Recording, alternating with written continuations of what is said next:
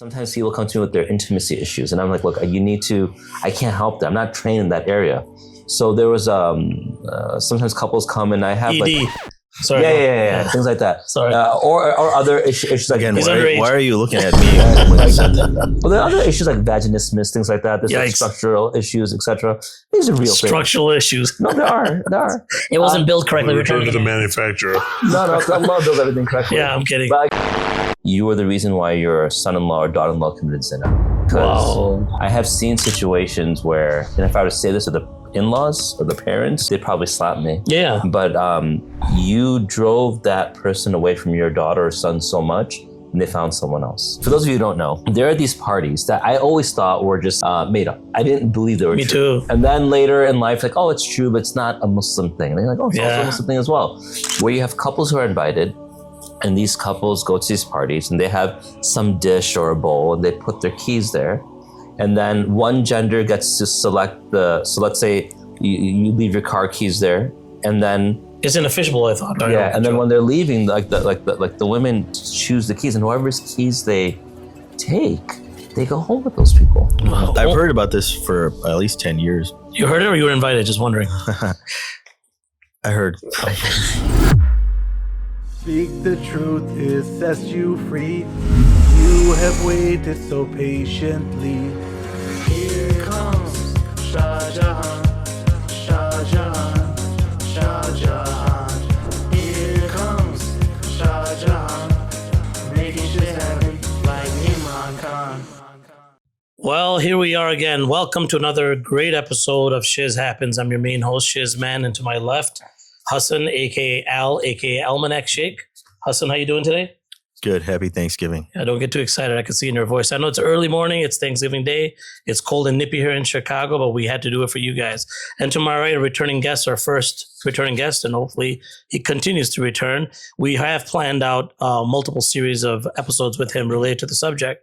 Is as he calls himself, Brother Saad. Brother Saad, how are you doing? I'm good, alhamdulillah. Jazakumullah khair. Wait, you haven't had one returning guest yet? No, they didn't like us after. It wasn't enough good reviews, so they stopped. But your recording was great, the first episode we had, which was related to corn.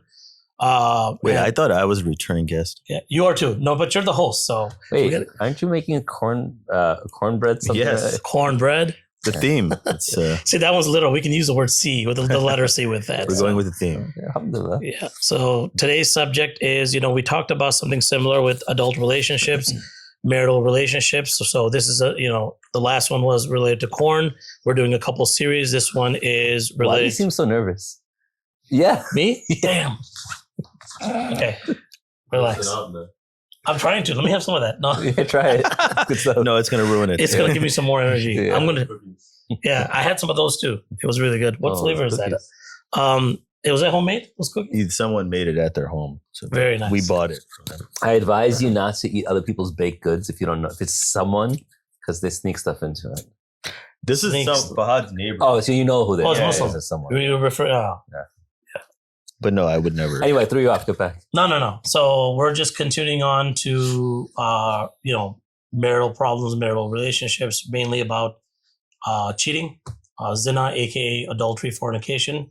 I'll kick it off to Hassan here left. What are your thoughts on that? Any initial thoughts before we can begin some of the subjects that I want to talk about? That's a weird transition. Yeah. I don't know why I'm the first one to comment, but it's you can't be so shy. No, it's interesting. Before you jump in, like I had a long meeting this morning with a really good brother. We're supposed to start. We spoke from like 6:30 almost till 9:30, and a lot of these topics come up about just interactions, and it's everywhere. People are worried. People are worried about interactions between genders, etc. So this topic is really relevant. It's really relevant. But anyway, jump in. Go ahead. Sure. Just from my legal experience, it is definitely a problem that has been plaguing our community more than we know. I think nowadays we hear about it a lot more than when we were growing up because it was such a taboo topic.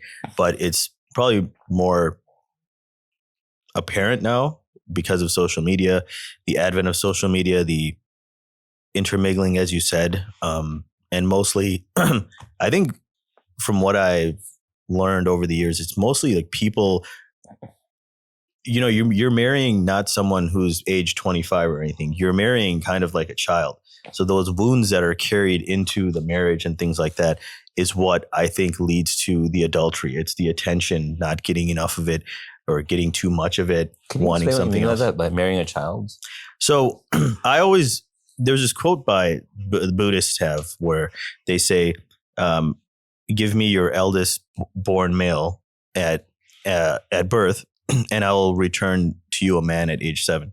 So what they're saying is that as you're those years from 0 to 7, even 9, you learn everything about your life from at that moment. Whatever a relationship you see, like if your parents always argued, your idea of a marriage is that how your father was towards your wife.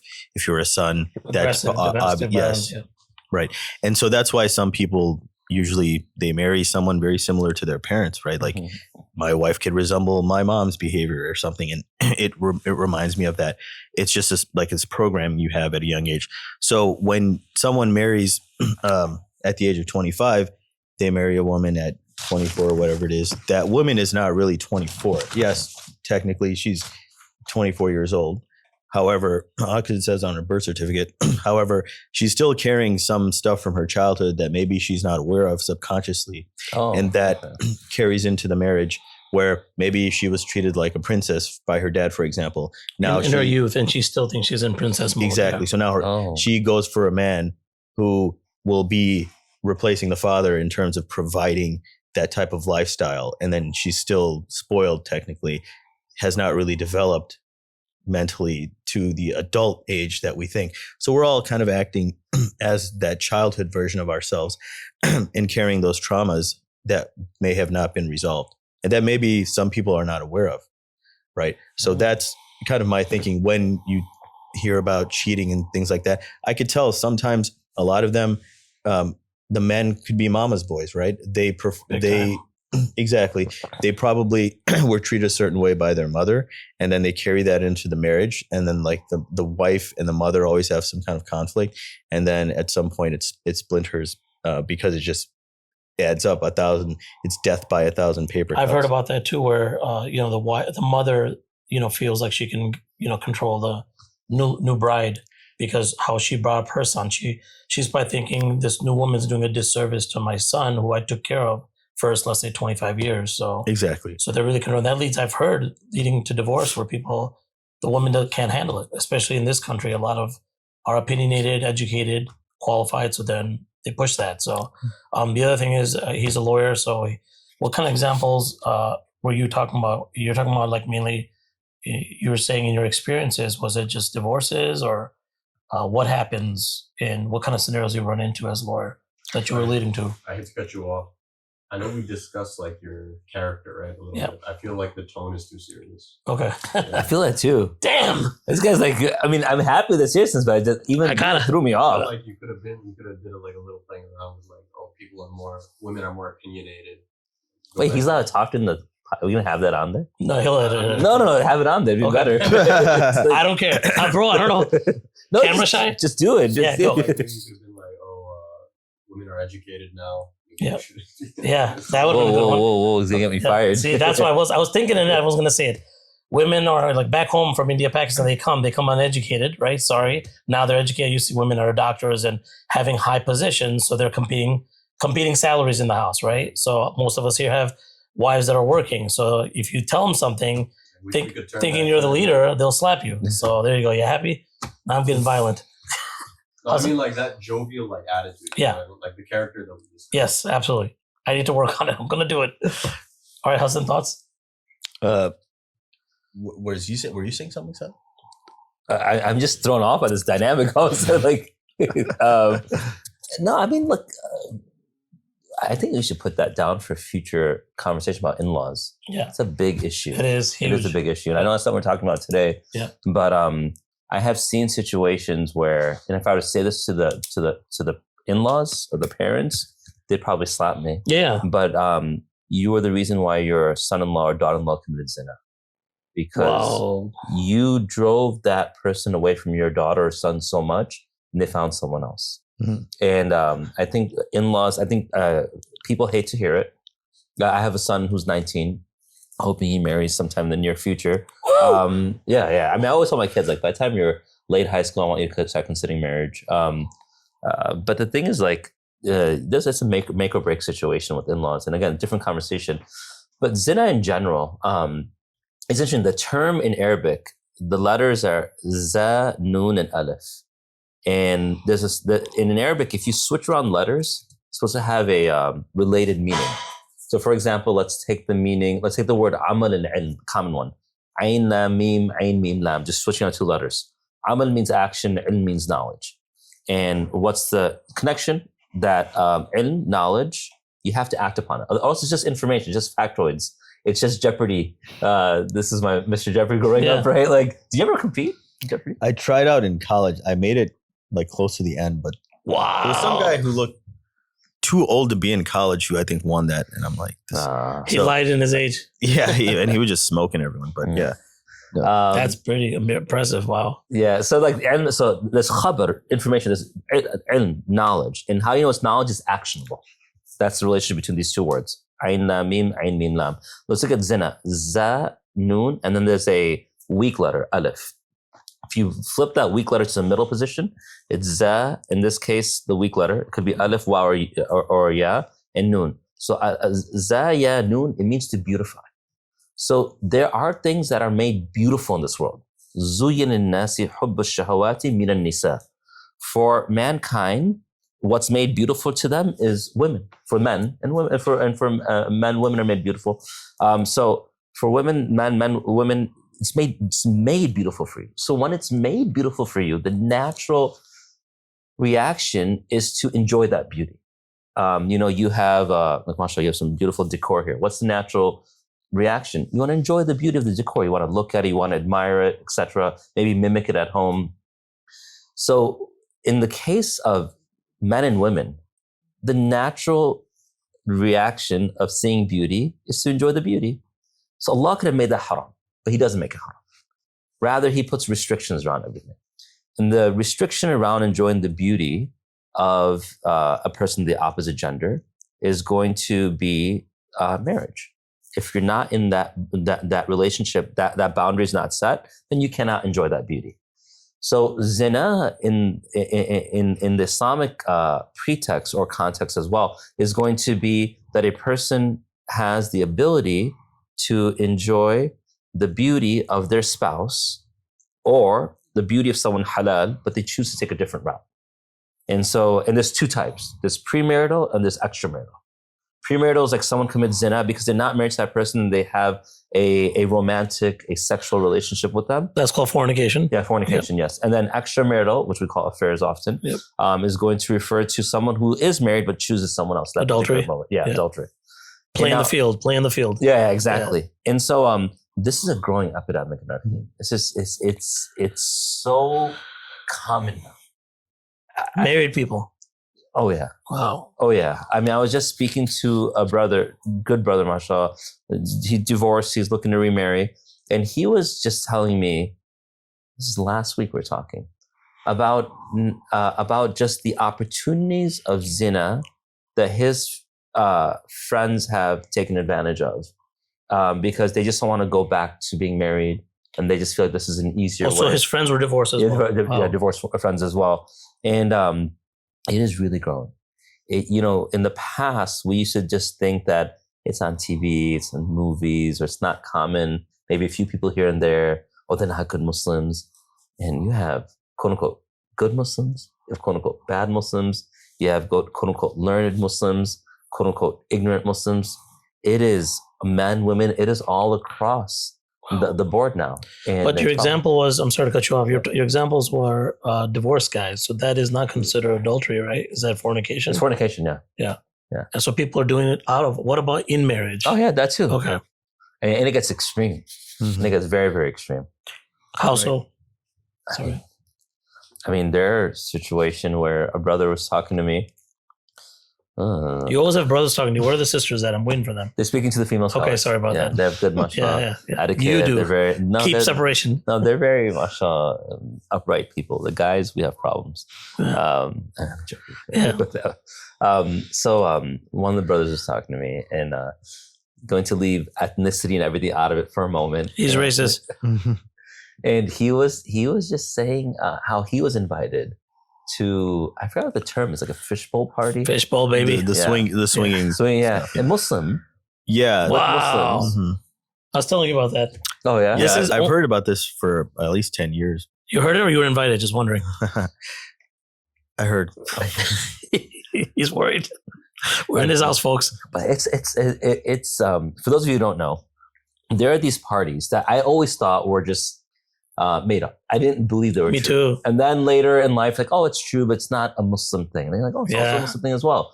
Where you have couples who are invited, and these couples go to these parties, and they have some dish or a bowl, and they put their keys there.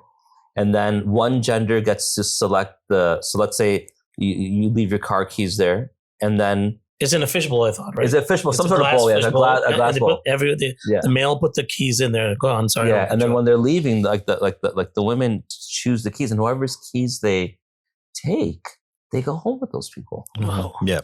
And this is like, so zina, and I don't want to jump to that yet. Let's hold off on that. Zina is bad enough. Mm-hmm. Zina is bad. Allah says in the Quran, "La taqrabu zina." Don't come close to zina. He doesn't say, "La taqrabu al-qital." Don't come close to killing. He doesn't say, "La taqrab." He does that verb usage, the prohibition. Don't come close to something. He doesn't use that all the time. Mm-hmm. In paradise, Adam alayhi salam was told, don't come close to the tree. Everyone else would say, don't do this, don't do that, don't do this. But close, yeah. But this, because the reality of a person, because it's beautified to us, right? Attraction. Yeah, exactly, that attraction. Can't stop yourself. You can't, exactly. No one wakes up one morning and says, I'm going to go commit zina. There's these steps that take place before it. And there's a hadith in Sahih Muslim, I forget the narrator now, but the Prophet ﷺ has mentioned that that people have this, these zinas they commit. La mahala, they can't avoid it. And then he said, Al-aynani zinahuma an-nazar. The two eyes, they have a zina. And that zina is to look at something you're not supposed to look at. So zina, just to clarify for the audience, is not just intercourse or relationship. It could be, there's levels to this, right? So there are levels. It's a good point. Yeah. So there's the main zina, which comes at the end of that hadith. But the Prophet, he's highlighting, sallallahu alaihi wasallam, that it doesn't just start from you don't go 0 to 10. There has to be Build a up. pathway. There has to be a build-up. And especially for men, because you have to remember, like with intimacy, one of the things that therapists, they talk about, it's interesting because I have sometimes people come to me with their intimacy issues, and I'm like, look, I can't help that. I'm not trained in that area. So there was sometimes couples come and I have ED. like, Sorry. yeah, things like that. Sorry. Or other issues like Again, He's why underage. are you looking at me when you said that? well, there are other issues like vaginismus, things like that. There's like Yikes. structural issues, etc. These are real things. Structural issues. No, there are. It wasn't built correctly. Return to the manufacturer. No, Allah builds everything correctly. Yeah, I'm kidding. But like there's like this. I'm gonna get sometimes- zapped. Yeah, there's something like sometimes with like stress or other trauma, and then like there's issues that occur. So I've had to reach out to like high school like friends who are in that field, like sex therapists, etc. Now this is such an essential part of marriage. So one of the things that these therapists they talk about is the difference between men and women. This is important in zina. For men, the drive and buildup already occurs. And for us, it's more of a release. For women, you have to build them up and this is why the Prophet ﷺ had told us, like, don't approach your wives like a camel approaches a camel. Rather, you have to send messengers. What are messengers? Touching, kissing, good words, etc. Because for men, they're already built up. So oftentimes in these situations of zina, why we often see men have more of an, they incline towards it. Now, if they incline towards it, there has to be two to tango, right? But they already have this buildup and they're looking for release. The buildup could occur through seeing. They see someone, immediate buildup. They hear, because the next one said, al-udhunani zina huma al-istima'. The ears, their zina is listening, hearing something. Very attractive voice, etc. The hand, batash, touching. The smell. Yeah, smell. Everything has passing zina. by. Yeah. Yeah, this is why there is a prohibition for women wearing Scent. I should say. scent outside. Mm. Because women, and it's funny, I teach high school. Sometimes these, for innocent young women, they don't understand. They don't. And I have to try to put it out. I'm like, look, guys, we're good people, but sometimes we're sick creatures. And you don't understand anything can attract a guy right away. Like, it's not our fault. Why do we have to be restricted because of you? I'm like, no one's saying you're restricted for anything, but there is a reality of attraction. Of course. Yeah. Sorry, I went way too long. No, and it goes back to like women are more emotional creatures, right? You do have to woo them and stuff. With men, it's not like that. We're more the masculine energy versus the feminine energy, right? Well, interestingly, I'm sorry to cut you off, but like Islamically, we believe that women have very high desire. But their haya, their modesty, suppress that desire. Where men are not as modest, so that desire. Hunters. Yeah. Anyway, go ahead, continue. Yeah, no, I think it's just more along the lines of women are emotional creatures. But yeah, getting back to what you were saying too, in non-Islamic, there are circles, stuff I've watched on YouTube. There's a lady, Esther Perel, I think her name is, and she's had like a TED talk about adultery, cheating, for example. And her whole thing was, like you mentioned earlier, you blame the in-laws for why the husband chose. Some cases, right? Some cases. She made it kind of a blanket statement where the person who cheats or commits the adultery, it's really that it's about them, not the partner that was cheated upon. In other words, yes, you are filling you are looking to fill an emotional void. Right. And that person can do it. Like, for example, in some of the legal stuff that I've seen, by the way, I'm not a divorce lawyer, but I have talked to people and I've referred them out. And a lot of times too, it's like a work thing, right? Because you're around this person all day and then her husband probably isn't paying attention to her. The kids are work wife. Yeah, and exactly. Work husband. And then you're around this person 8 hours a day, maybe longer. You're talking to them. You let your guard down. That's it. Things spark, right? And that's the trivial nature of relationships or communications between, a man and woman nowadays, is like, you don't know what can happen when they go out. And also now you have to compete with the internet, right? You put your pictures out there. It just takes one DM to get things started, right? Yeah. And people are more open nowadays, I think, with that. And I don't think people kind of fear it as much as they used to, because to them we also live a very individualistic life nowadays with the internet, right? And on Instagram and Facebook. So people are just mostly focused on themselves and their own happiness, and they think that stuff makes them happy. But with the divorce rates, you go back to that. Now it's probably a bit higher. I know it was in the 90s, it was something like 40% of Americans were divorced. Wow. It's probably a bit more now. Although some statistics say that it's less, but historically, not reported. Yeah, historically, if your first marriage it would be like most likely like 50% to end up in divorce. If you got married again, it's like 67. Wow. If you got married a third time, it's even more. So what is really marriage nowadays? And also young people are not getting married as much anymore. They're probably just having domestic relationships, and they probably fear that. Obviously, other factors, economic factors go into it. But that idea of marriage and stuff I feel like is just getting broken down even more now. No, absolutely. And it's so weird that we jump straight to zina, because you have to talk about nikah to talk about zina. And if we don't talk about marriage, then we can't talk about adultery and fornication. And that includes people who are not married, and marriage is made hard for them. And so they think zina is the only way out. Or people who have not been given a good picture of marriage, and so they don't necessarily want to get married. Maybe past with their parents. Yes, exactly. Divorces and stuff like that. Yeah.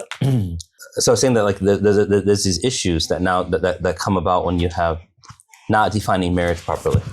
So marriage has a legal definition. Legal definition is very simple. Islamically, man, woman. The man has to give her a mahr, which is a financial gift. And through that financial gift, she also, and there has to be two witnesses who are present. There's proposal, there's acceptance, permission from the guardian. That's marriage. That's the nuts and bolts. But there's much more to marriage than that. And if you look at the life of the Prophet ﷺ and the way that he lived his life, the Ummahat al-Mu'mineen, the wives of the Prophet ﷺ, could not imagine being married to anyone better than him. And there's a beautiful example of our mother, Salama radiallahu anha. She was married to Abu Salama. And they had, that one conversation a lot of married couples have. Like, if I die, would you remarry? So they had that Hell yeah. conversation. So Been waiting for you to go. Sorry. Go on. So in Cut that, that out.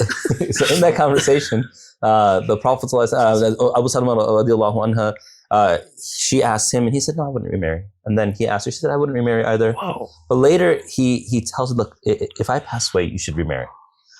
He does pass away. Now, when he passes away, she can't imagine marrying anyone else. Wow. She goes to Prophet ﷺ and she tells him that conversation, and he says, he gives her a dua to read, Inna lillahi wa inna ilayhi raji'un, what you recite when anyone passes away, from Allah to for Allah we came, and to Him will return. And then he asked her to make the following dua, that Allahumma ajirni fi musibati, Allah free me from my difficulty, وَاخْلِفْ لِي خَيْرًا مِنْهَا, and grant me something better than what the difficulty is.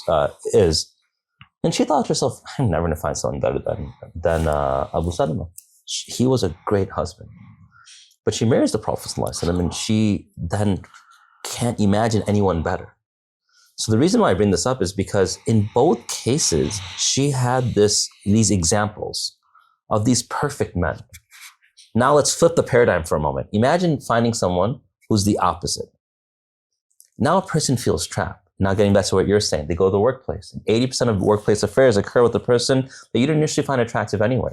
Wow. But they're giving you that smile that you're not getting at home, or giving you that laugh that you're not getting at home, or commenting, wow, you look really nice today. Something that, I'm very stingy. I have to be better about that as well. And now, of course, a person's going to begin to think. I mean, they don't think themselves. But remember, the ears, what's there, and then al-lisan, zinahu, al-kalam, the tongue has a zina. What is it? It's talking. So these conversations or these interactions, it makes a person think about what they don't have and what they thought they would want. And comparisons are a big issue. This is why lowering the gaze, Allah says in Quran, قُلْ لِلْمُؤْمِنِينَ, in the next verse, قُلْ لِلْمُؤْمِنَاتِ, tell the believing men, lower your gaze, and the believing women, lower your gaze, because there's a beautiful woman outside. Where? Exactly. How come you guys weren't? I'm not. I didn't turn around for the record. You spun your head around as fast as you could. My neck hurts. But your head hurt more when your wife sees this recording. But you passed the test. Edit that. But the idea is that like none of you are interested. Why? Because you didn't see her. If you saw her, then maybe there would be some preoccupation with it. But if you don't know about it, it doesn't bother you. If a person's lowering their gaze, they don't fall into that trap as much. We are very lax as a Muslim community with our eyes. Of course. Very lax. More than one look, huh? It's just human nature too, Yes. right? Yes. It's like you have to train yourself almost to do that when you're not in a society where that even happens. Yes. So my question to you, Saad, is what do you say to people who are already, someone comes up to you and is like, they're already cheating or they want to cheat? What do you even say to someone like that? Because it's just like a slippery slope. I feel like they're already in too deep with this stuff. So it really depends on who comes. If someone comes and they don't have that much of a religious compass, you have to take more of a logical approach. Yep. Now, there's always, if they come to me, there's always some conscience there. But at the same time, some people, you can't read the hadith and like, oh, subhanAllah. I'm going to change. Yeah, exactly. And others, like there's the hadith, the Prophet mentions that he speaks about a couple of acts, but one in particular, he says, I think the hadith goes, لا يؤمن مؤمن المؤمن لا يؤمن حين يزني, or كما قال عليه الصلاة والسلام, that a believer while he's committing zina is no longer a believer. Their iman leaves them. Oh. And then when he's asked, كيف ينزع الإيمان? How does the iman leave? The Prophet showed like this, like it actually separates from your body. And so some people, that'll freak them out. Like, I don't want to die in that state, and then no iman. And other people are like, oh, okay, no big deal. Cool. Like, yeah, it's not a problem. Our restrictions have been relieved. Yeah, so it really depends who comes to you, because if someone comes to you and they do have that worry, then you can go down this path. If they don't have that worry, then you have to take a different approach. So I know it doesn't answer your question completely. Yeah, I mean, are they doing it to feel better about themselves? Like just someone listening to them, understanding what they're going through, me or coming to you? Like, I know you go to a therapist, they're obviously just there to listen to you and maybe offer some practical advice if there even is any for something like this. However, for you, it's just, I'm like in an Islamic perspective or situation, I mean, what are you, if you're already doing it, what are you getting out of it? Like either, do they come to you like, am I going to hell or what? You know, is there any? Or they got caught. I think they got caught. So yeah, there's different scenarios. So let's give one common scenario. One common scenario is the person has not committed zina yet, but they're having an emotional affair. It's very common, emotional affairs. You see people, they're messaging, they're talking, they're whatever. They're not even sharing pictures or anything, but they feel a type of support, type of consolation, type of solace, connection. Thank you. There's a term for that now. There was an article a couple of days ago that I was reading. I forgot what a publication. However, it's called quiet divorcing. And that is having emotional affairs, right? Being in love with your coworker, like we said, or someone else. So that is now it's kind of like, remember during the pandemic, quiet quitting. People now it's kind of more quiet everything now. Quiet everything, yeah. Not for you, Thanks. but it is something that is, I think, plaguing people now. But emotional affairs probably happen way more than we think, right? Yeah. Oh yeah. Oh, all the time. No. I want to cut back to the fishbowl. Is that emotional? Someone drops the keys. It's obviously. I think that's desires. more of a okay. So the whole concept now, for the first time I ever heard it was this. There's a movie from I think the late '60s, early '70s, starring Elliot Gould. It was called like Alice, Bob, Carol, and Tom, whatever, right? Of course, and it was that almanac. Go on. And it was a movie that emanated from the '60s sexual liberation movement, right? Okay. So it was the character goes on this like retreat, opens up his eyes to life, and he's enjoying life. And pants. And exactly, and this is this is his idea of freedom and all that. And they do the fishbowl thing. They're dropping the keys, and back then the keys were different. Now I don't know how this fishbowl stuff works. You just you could just take the key out of the fishbowl and click it and find the car, right? So keyless, yeah. So that was the idea of the whole fishbowl. It was a sexual liberation movement. Now, from what I'm hearing now, would they still practice the stuff within the community? Again, rumors. I don't know for a fact. However, I've heard of this rumor so much. Who knows how real it is? But and according to you, I mean, it is, right. It's that you have firsthand knowledge. Not first. Sorry, cut that out. You're the outcry witness in this case. Okay, so they are doing it, I think, more out of a fantasy-based liberation type thing, because Islamically as well. You got to understand, I don't want to use a moniker for us, but in a way, a lot of things that I see with people who commit adultery, you're sexually repressed. This is a religion that, and I don't want to say the religion, however, the community, there's stigmas that are associated, right? If someone comes to you with their corn issues, or not their parents, because their parents are going to be like, you're disgusting. What are you doing?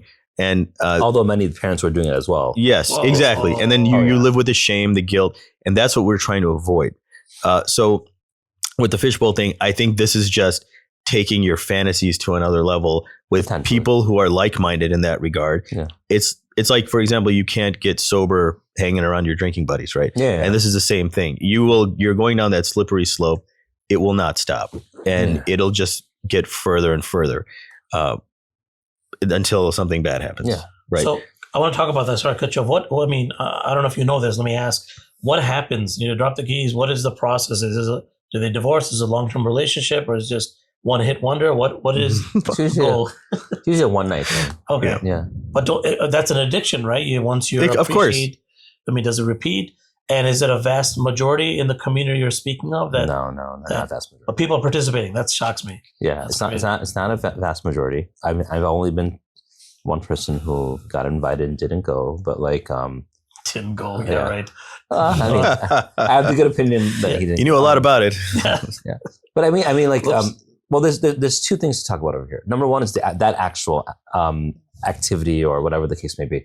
In that situation, there is a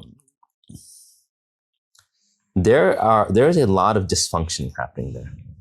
If a man can stand another man, like right now when I stepped out to use the restroom, can I go over there? Because I don't want to be in an area where your wife is. Of course. I feel like it's not fair to you. Mm-hmm. Like, you've already opened the doors to your home to me, and I come in and I'm going to go where your wife is. I don't know if she's there or not, but just in case. Or I work with although in the different schools, I've never spoken to her once. Mm-hmm. Because that's your right over me. Like, how can I have the gall to talk to your wives? That's even the term wife, like I'm uncomfortable. Normally what do I say? Yeah. I say family, but just for the sake of people not getting confused, I say saying wife right now. Normally I would say, how's your family? Because we don't actually say wife in the traditional Islamic greeting. We say, look, how's your family doing? And that includes the wife. Kids and everyone, That's an intimate relationship that you have. No one shares that relationship with you. That's your relationship with her and vice versa. So I think there's a high level of dysfunction happening when a person can be comfortable with someone not just speaking to their wife. Sometimes there's a need for that, but looking at her, in this case, much, much more than that. So when people in a situation like this, going back to what we're talking about, what you're asking, what happens? It's usually a one-night situation, but it can't. Nothing happens in a vacuum. Of course. So there are long-term ramifications. 100%. And I'll take you back a few steps, actually many steps based on this example. Why is lowering the gaze so important in our community, in our deen? Because, let's say I'm get married. I've been married today's the 27th. So I've been married for 274 months and 28 days. Okay. Countdown. Yeah, countdown. count up. Yeah, sorry. So in these mashallah years, more than 2 decades, alhamdulillah, we've moved different places together. Alhamdulillah, we have children together. We've had a lot of different experiences. I don't look the same like when we first got married. My hair was longer. Now I don't even know what hair means anymore. Inshallah, one day again. Look for certain things in Jannah, like stuck my hand through my hair. Long silky hair. I have like the grays there, stuff like things change, right?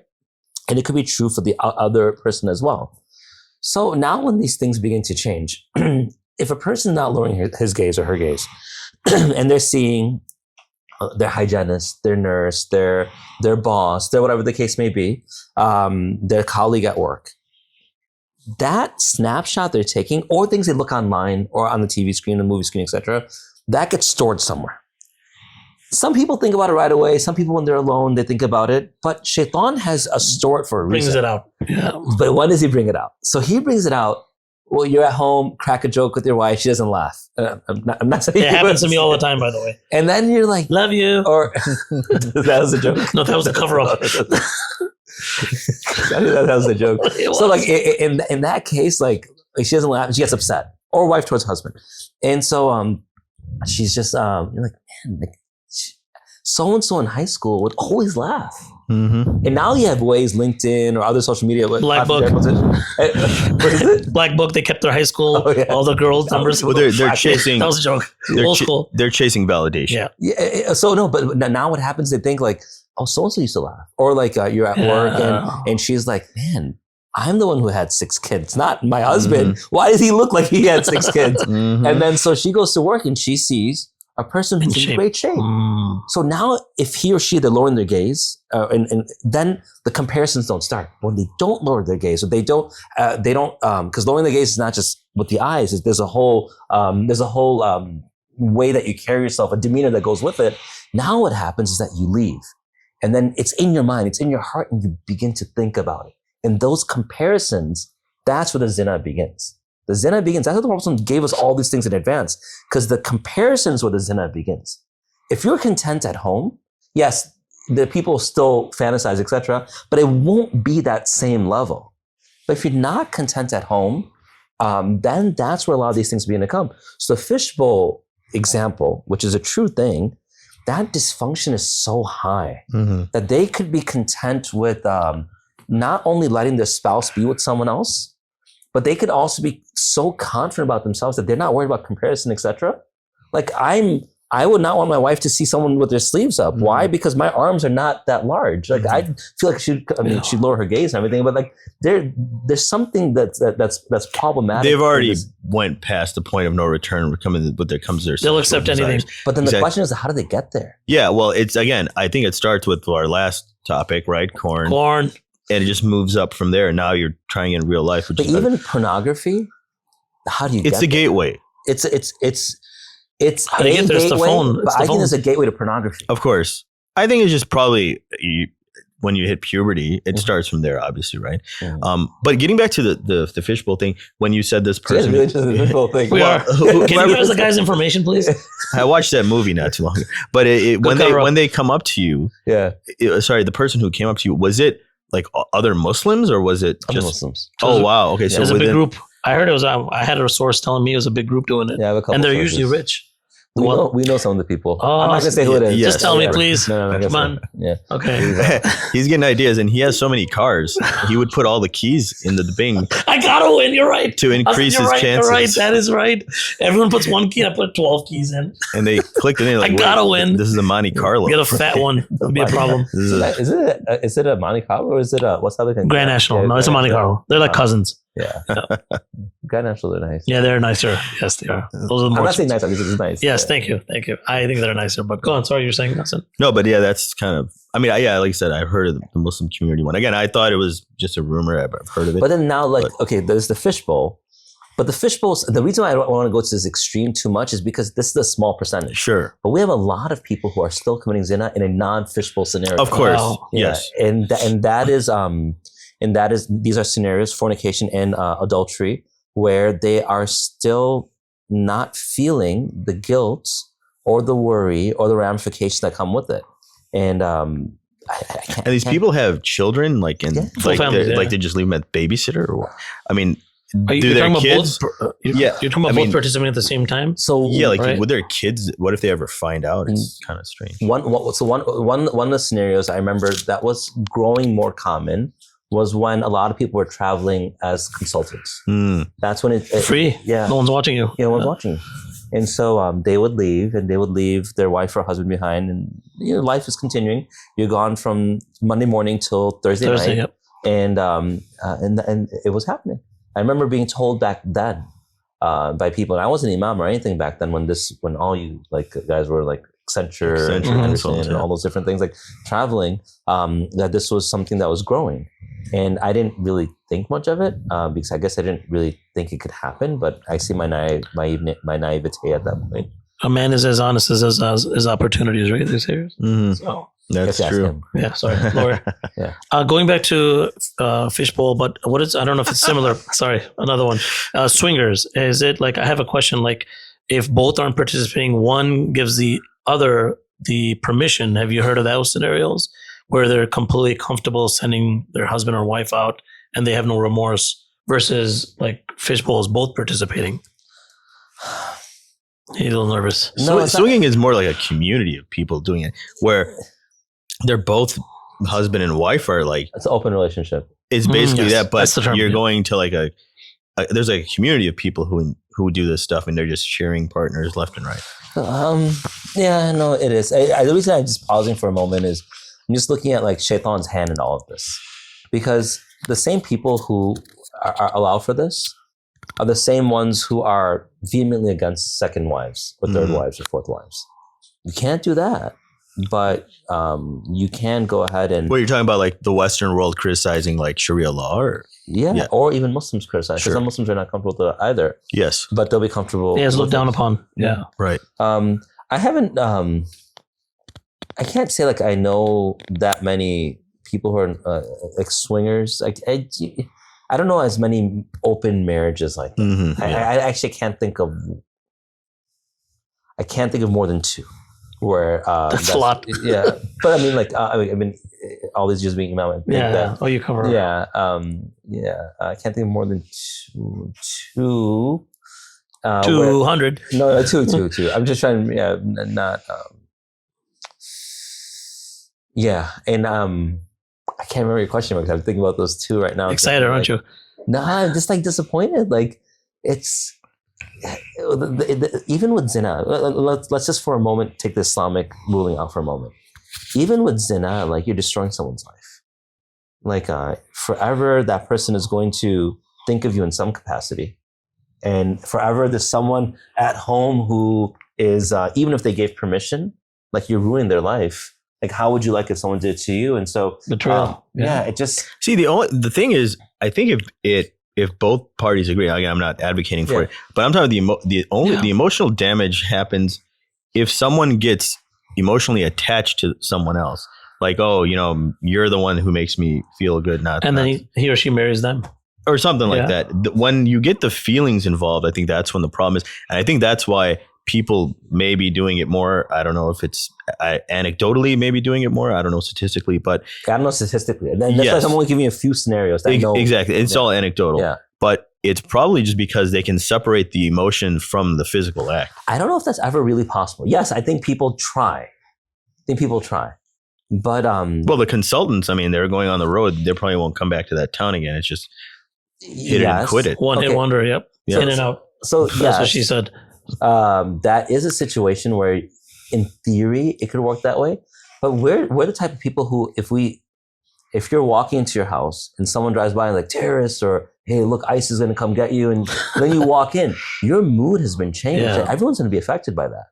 If that can change your mood, this is not going to change a person's mood. 100% affects kids. I think it has to. A lot of them, I never ask them these questions because usually when I'm dealing with cases of ZINA, we're at the point of divorce anyway.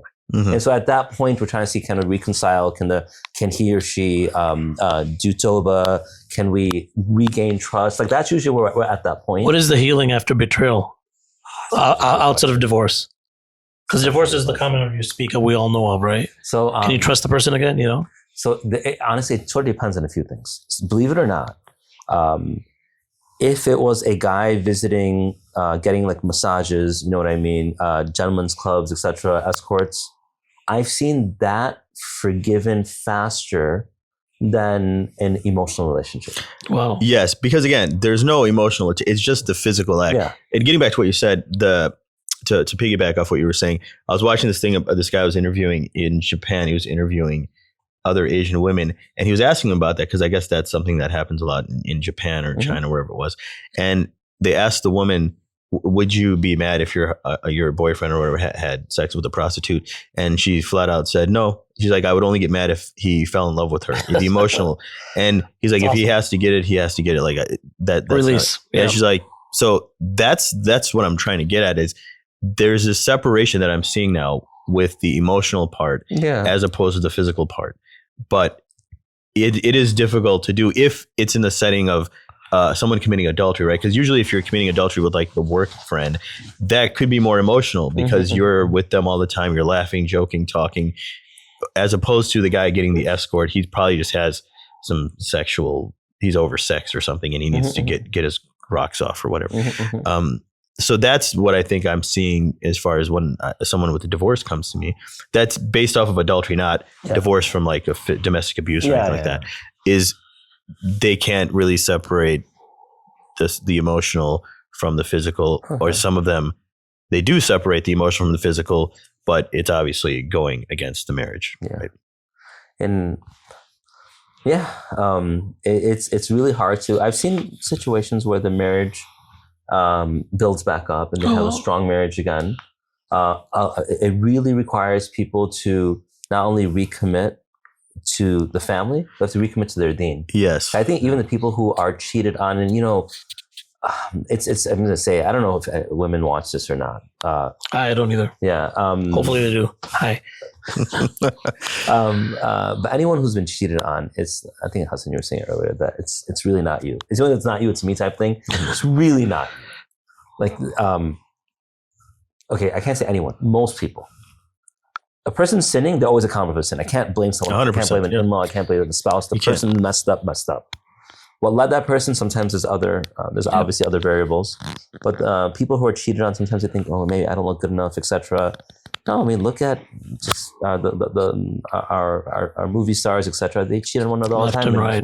They're never happy, right? Yeah, they're never happy. But see, that also again goes back to the childhood. Yeah. Because if you were unloved as a child, you're always seeking some kind of validation from someone or something. It could be anyone. It could be a different character, but it's the same plot, right? And that's where I think people don't really focus on the unresolved stuff from when you have to go to the root of the issue. It's like when people have a drug addiction or where did it start from? Right. Yeah. It could have been a traumatic thing, right? A lot of porn stars, they have been abused when they were young. And that is what kind of led them into to porn. It's because they have that is their sense of control. True. When they're really not having, it's a false sense of control, right? Yeah. Now they're desired and they're controlling the situation. When they were abused or molested, they did not have any control. Their like freedom was kind of taken away from them. Mm-hmm. So I think with adultery too, you see the same thing. And even with the open marriage stuff too, it's just a lot of, you were left to your own devices as a kid, right? You weren't really parented or anything like that. But not everyone. Not everyone. I mean, some of the people whose names have come up, again, we don't know what happens in the household, but seem to come from very stable households. And again, it's not that our entire community is committing zina. Of course. It's a subset. Just like and this is why I can't, even though you can't support the sin. You hate the sin, you don't hate the sinner. Yeah. There's sins I commit. Maybe I don't commit that sin, but there's still things I mess up on. So I'm not judging anyone over here. But the sins that a person commits, again, doesn't happen in a vacuum. There's kids involved, there's parents, there's reputation, the spouse, obviously. All these things that occur, we have to begin to identify why is it happening. And I was just looking at in the Catholic Church, when no one's free from any blame and any type of flaws, but they don't perform a marriage just right away. They actually make you go through some type of counseling in advance. And we were just talking about that within MEC where I work, that should we start applying that as well? Because people get married and they don't really have a foundation upon which they establish the marriage, just get married. And then and we always say, well, nikah should be easy, which it should be. Marriage should be easy to perform.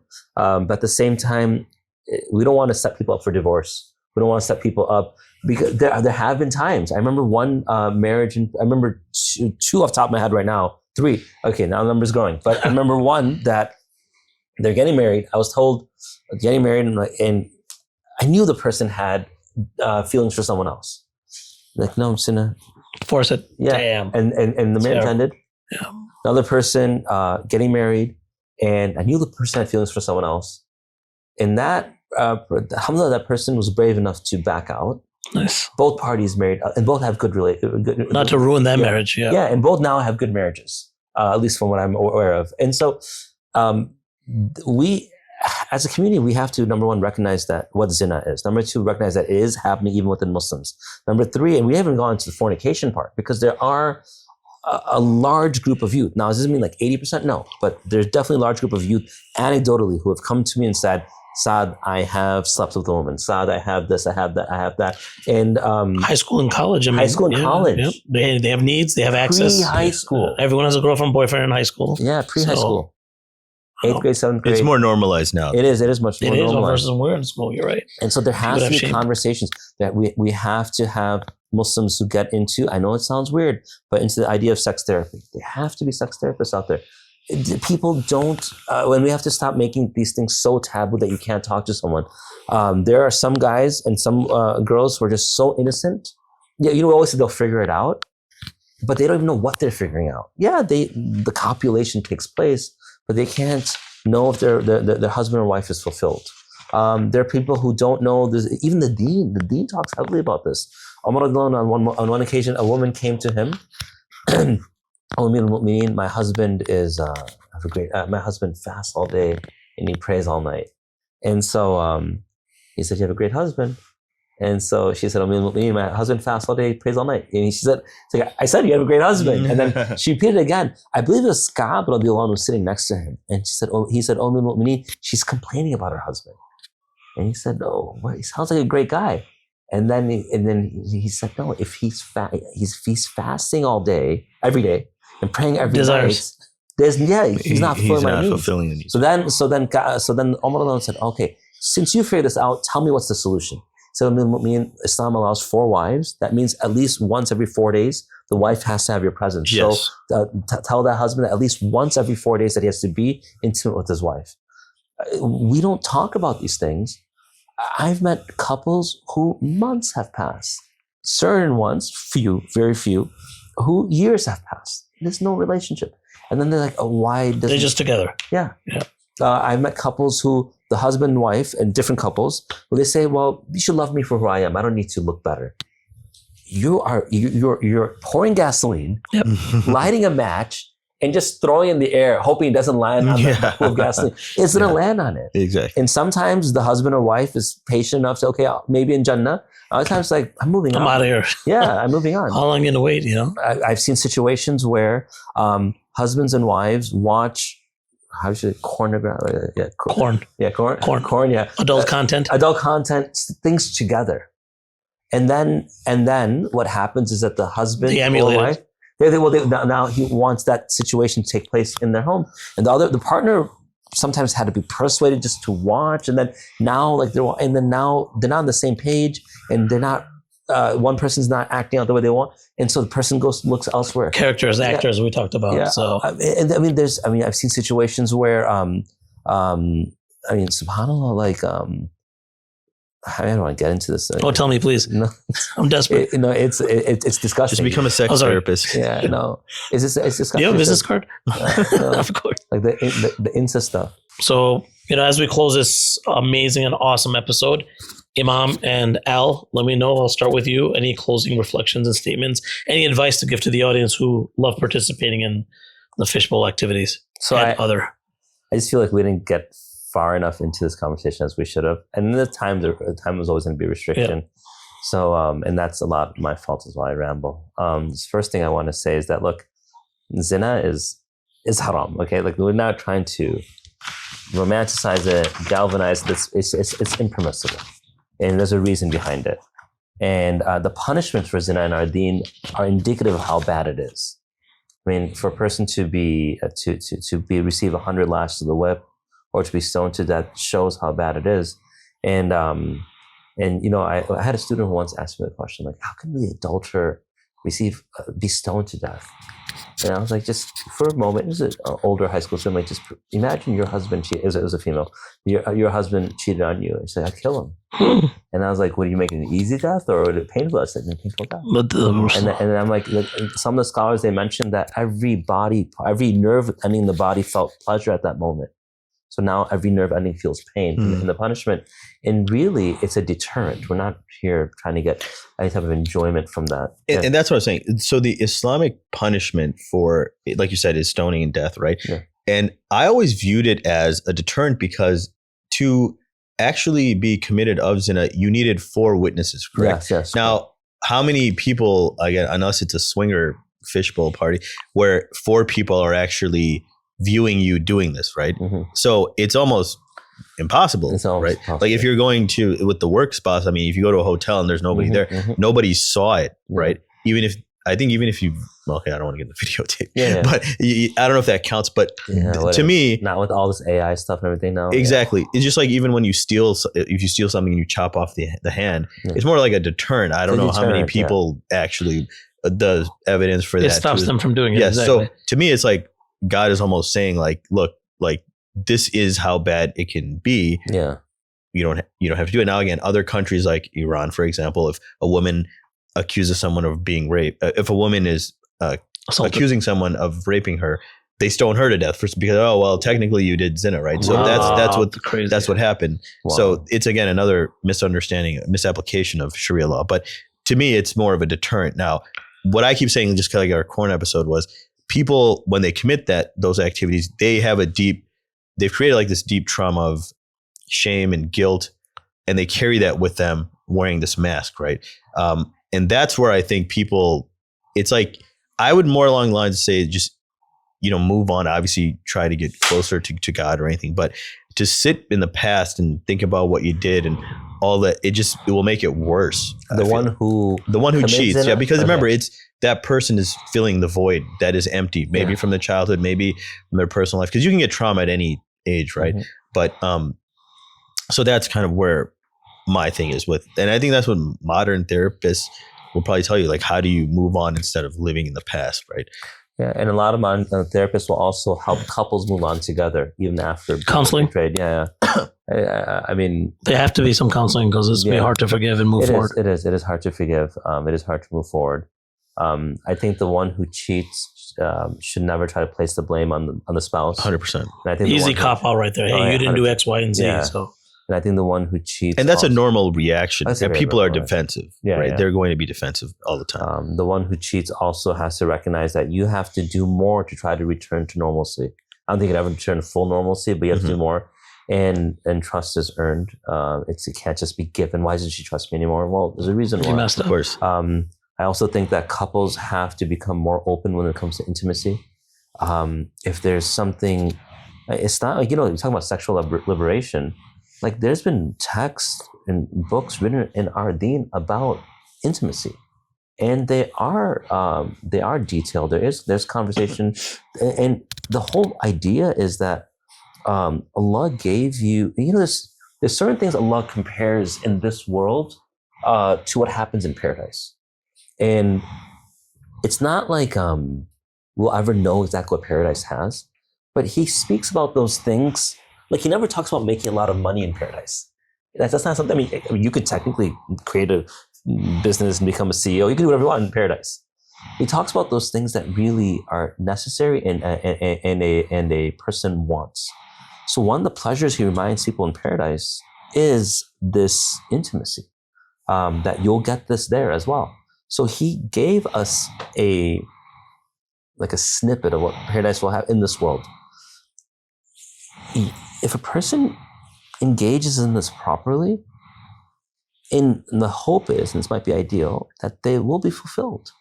So they should have conversations. They should tell their spouse openly that, look, it's not enough, or whatever else the conversation. Or it's too much. Yeah. No, I mean, I've had that conversation. No, I've had to deal with that as well. It's a different topic, but then. She's an animal. Get off me.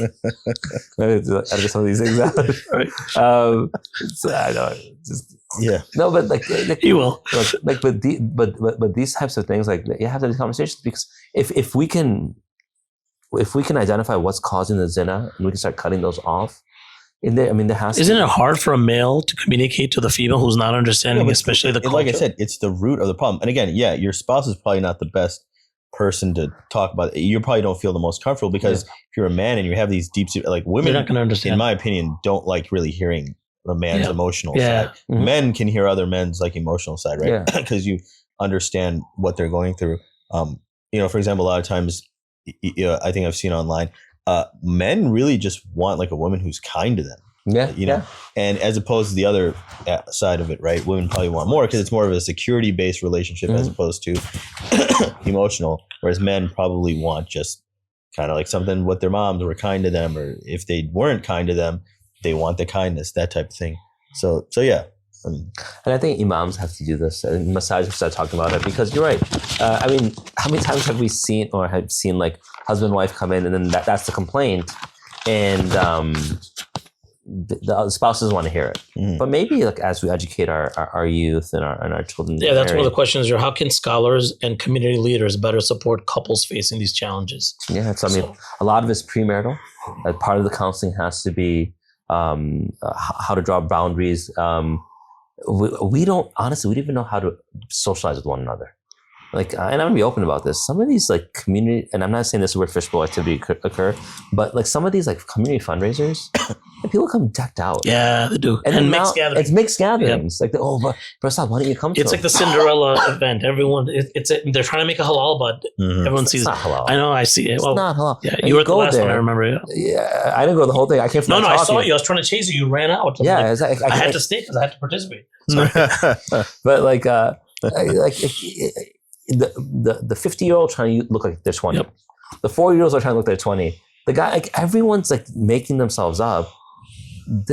That hadith I was mentioning, that the eyes have a zina, the ears have a zina, the tongue has a zina, the hand has a zina. And at the end of the hadith, it says the heart will incline. Then it says the private parts will affirm or deny. But that's the last step. And the easiest time to stop something gaining momentum is at the top. Once it reaches the bottom, like you have like a, I don't know, like a runaway like snowball or like a roller coming down. You stop it there. Yeah. You get down here. That's where all momentum is. Max speed. Yeah. And so we have to address these issues. We have to really go back to a more hijab-centric community. Hijab, not just this, like as an attitude, as a characteristic, as a demeanor. We have to in theory, but like I said, it is we are almost at the point of no return. But I can't accept that. I know you can't. But like you said, the fundraising dinners are That's the excuse, man. So, I was talking the to pictures. It's all the social media stuff. The social media stuff makeup too. has skyrocketed since social media, right? Yeah. And everyone's doing it. Little younger girls. Yeah. Like I told my daughter she can't have it until 14, 15. Sure.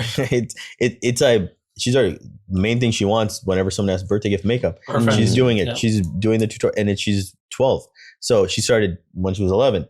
It's like our parents telling us don't watch TV, and we're like, that's right. So, I'm not saying, okay, I shouldn't have said we're at the point of no return because anything's possible, but I don't think people think that way. They don't, and that's part of the mindset issue is that people just don't see, it's not wrong. Sometimes something could be halal, but bad. No one can say sugar is good for you. It's halal. I know. I think Shaq would argue and say it's haram, but it's halal technically, but it's really bad for you.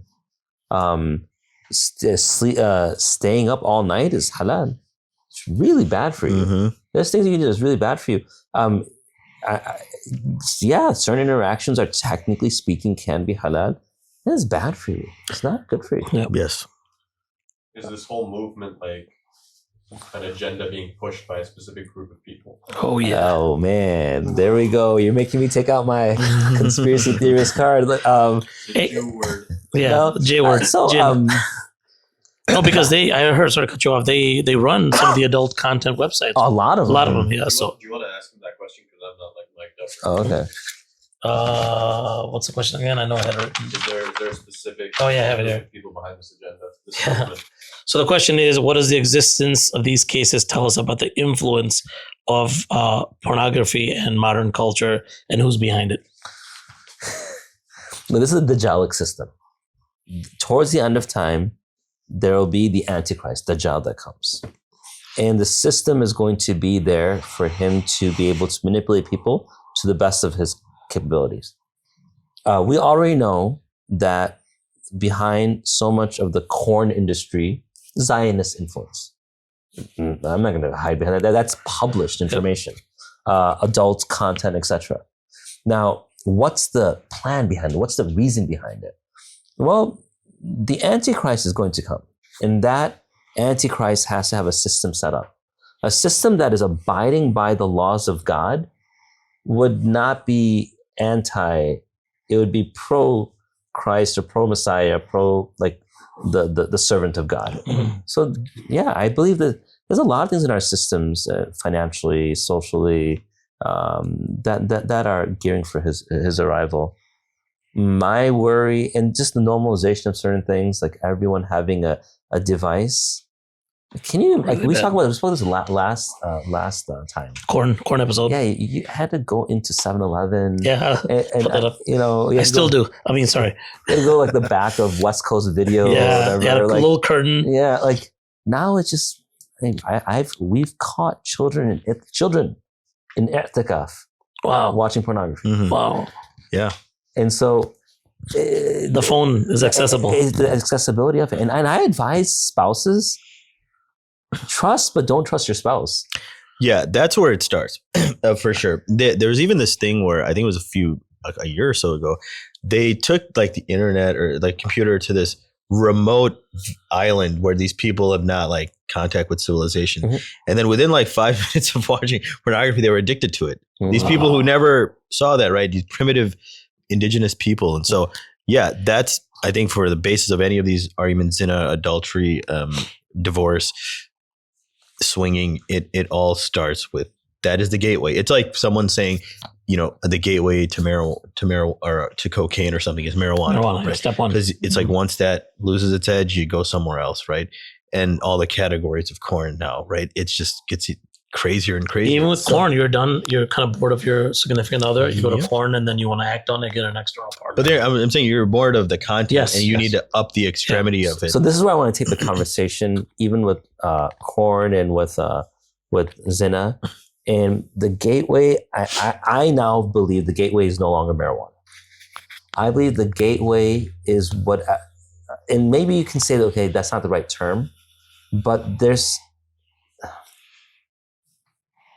a gateway drug. Technically, is that drug that leads you into other drugs. But what was the gateway to want that drug? Was it poor company? Was there an unresolved emotional crisis a person suffering from that they want to numb? But that's what I'm PTSD, saying. past relationships. It's that too. It could be, again, something from the childhood where you're finding that outlet through that. For some people, marijuana was the outlet, not corn. Or some sports people, or whatever. Right? But there's- yes. Yeah. Agreed. Something is, now it could be corn. For most kids, it's corn just because you hit puberty, biologically, the girl that you like doesn't like you back or something, Mm-hmm. and you're numbing yourself through that, right? So there's always that root cause. I think it starts when you're younger. Nobody's like in their 30s and is like, I just started to get addicted to corn. No, right? they are. I mean, at 30, Yes. I'm like Muslim people. Or Muslim just saying- people. Did they just get their phone? yeah, exactly. Okay, so what happens in situations like this is that I'm just open. Yeah. Well, I'd say it's not as common. It's not. Yeah. It's not as common. Yeah. That I agree. It's not as common. Yeah. 30. That's wild. Yeah, because what happens, like they for so long they knew haram. And one day they're like, let me see. Like I remember one guy, he what was the situation? He didn't know what it was. Mm. So he read about it somewhere and he just accessed it. And that Curious. was literally curiosity for him. Well, He didn't know what it was. Curiosity killed the cat. Yeah, he was a student of knowledge. Oh, Yeah, he grew up in a very relatively pure environment, like family, all studying madrasa, etc. He didn't know. They kept him very protected, and then all of a sudden, and he fought it for I forget how many years. Yeah, and so it's just, again, another example of that repressed sexual energy. But how would you even talk to? You probably got to start talking to kids that as a young age, so they have a healthy relationship with it instead of being guilted or shamed as we were. Oh yeah, hell. you couldn't know, bring it up to a scholar at that age. You would never admit it to anyone. You wouldn't even tell like your friend. Now people talk about it openly. Yeah. You know, before when I was in college, people who had who were addicted to porn and masturbation, right? You rarely heard anyone talk about it. Yeah, There was probably like one Muslim guy on YouTube who had like a class about getting over it. Right now, almost everyone talks about it. You can go on and search thousands of videos, like we talk about the nofap and semen retention, exactly. and they're just openly discussing it. Where, and it's a good thing in a way that, like, okay, some people who suffer from this, they have someone they can relate to. Yeah. But yeah, I think that you need to have more of those conversations at a younger age with children. Yeah. Well, this is where you guys must know it's actually good work that you guys are doing because it's opening up that door. What's going to happen now is people see this episode and they're going to want to make their own episode, and then someone will say, "Let's bring it into the masjid," and maybe a live conversation. Let's have Taboo will guys slowly know. end. Yeah, and become it's transparent. necessary. Yeah. I mean, the Prophet he spoke about this in such a dignified and open way. A man can you imagine going to your parents saying, "Look, can I just commit zina?" Like the man comes to the Prophet, Allah, give me permission to commit zina. Mm-hmm. You're like, I know it's haram, but I need to do this. I'm surprised he's seeking permission. Yeah, at least make it halal. For me. I don't want to get punished. It's like, no. So they have that fear of Allah, which we've lost completely. Yep. And then he goes, "Can you make?" He's like, "I can't make it halal for you." But he didn't say no. The way he responds is, remember I had mentioned how some people you have to give the deen, some you have to give the logic, you have to mix it. Would you like someone to commit zina with your mother? No. With your aunt? No. With your sister? Like he mentions these different women in your family. And then he says, well, that's someone's mom or someone's aunt. And then so the man begins to see the reprehensibility of it. In a lot of, I think, zina, and then at the end, he puts his hand over the man's heart, and he makes dua for him, and it's extracted from him.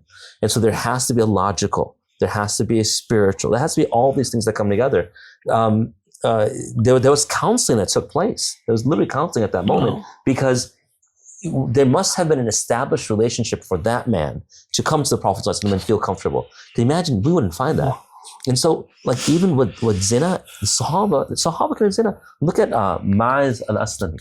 Ma'az al-Aslami, radiallahu anhu, he, in one narration mentions it was his friend's, like a slave or servant, committed zina with her.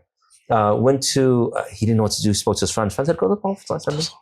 And he goes to the Prophet and he asks the Prophet, the Messenger of Allah committed zina. The Prophet turns away. 4 times this happens. So finally, he asks Sahaba, is he drunk? No, he's not drunk. They smell no alcohol in his breath. Excuses. Yeah. Is he? And then is he crazy? No, there's no record of him being crazy. said, okay, we have to give the had punishment right now. Mm. They begin to stone him, and he runs because he's like, I didn't expect this. And then he runs, and finally another Sahabi is coming from a different direction. He sees him. They said they're stoning him, so I think the narration mentions it's like a bone. He throws at him. It hits him. He falls, and they stone. They complete the punishment. At that point, they go to the Prophet ﷺ and tell him. He said, "Why didn't you just let him go?" He felt remorse and he didn't want the punishment anymore. But the reason I bring this up, this is Sahaba, people of paradise. Now, then a little while later, a woman comes, Imratul Ghamidiyya, and she comes, a messenger of Allah committed zina. And he kept turning his head. He kept turning. He didn't want to see her. That same thing, same. And then she said, "You can't do to me what you did to Maz, because the seed has hung on," or however she worded, like meaning I'm pregnant. Oh, so he's like, okay, deliver the child first. She delivers the child. She comes back. Messenger of Allah delivers the child. Punish me. Said, go raise the child. He should not be dependent upon you anymore. 2 years, 2 years you have to wean a child off of your milk. Comes back, the child's walking, eating bread with his own hand. The narration mentions. Then they complete. Then he assigns a family to take care of the child, like adoption, and then they complete the punishment. When they complete the punishment, some of the blood got on one of the companions, and he acted with disgust. The Prophet said that if her tawbah, if her repentance was spread over all of Medina would be forgiven. They didn't make it taboo. They didn't accept it, but these Sahaba felt comfortable enough.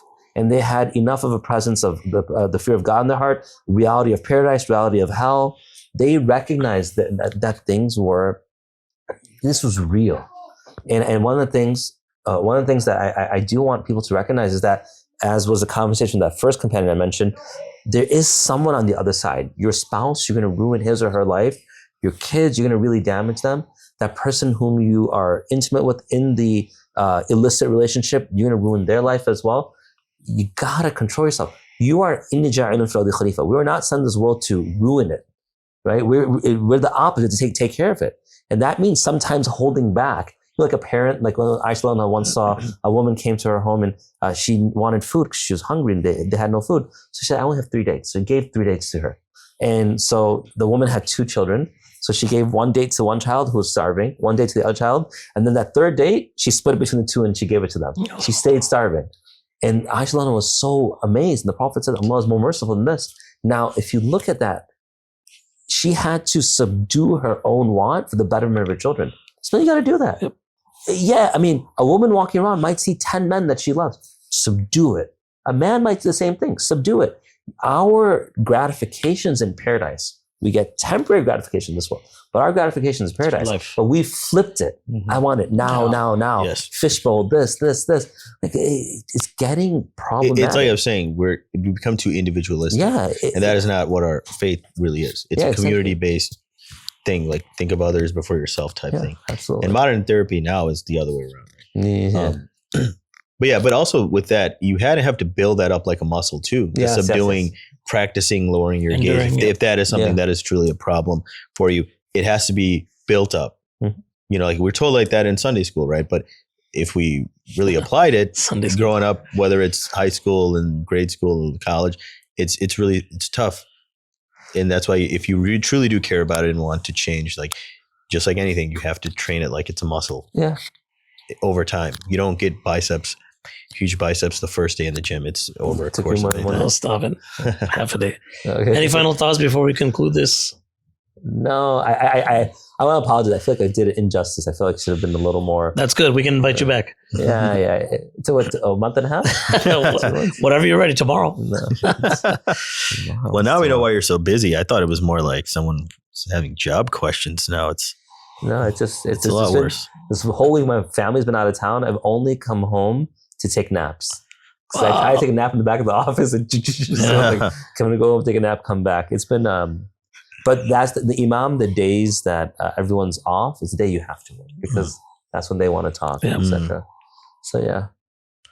Well, I appreciate your time. Thank you, everyone, for listening to Shiz Happens, and goodbye. Bye-bye.